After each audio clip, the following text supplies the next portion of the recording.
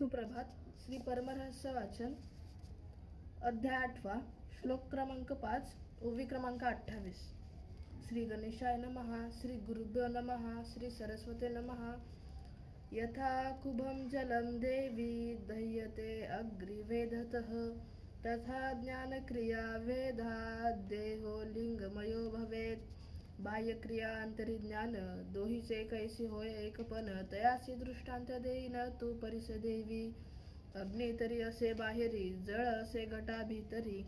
घट तप्त होय अग्री करी, तव जळ प्रप्त होय. देवी क्रिया करिता निपुण, इष्टलिंगा करिता अष्टविधार्चन. एकं क्रिया योग्य देह प्राण लिंग कळा पार्वती की. या लागी स्वक्रिया न सांडावी, गुरुकृपे अंतर्ज्ञान कळा धुंडावी. ऐसी एकविध भक्ती होवावी वीरशैवी निश्चये.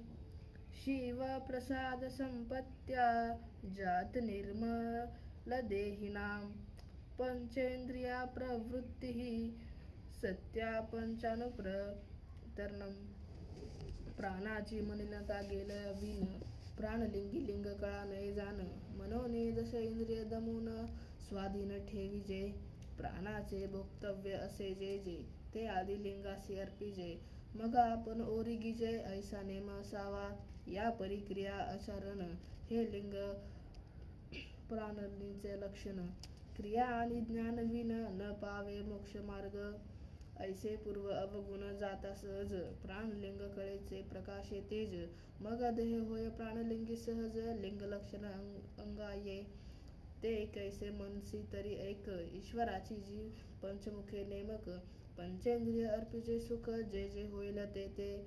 येणे परिक्रिया आचरण, होता सहजी प्राणलिंग अर्पण. म्हणून क्रिया ज्ञान या विन न साधे वस्तू.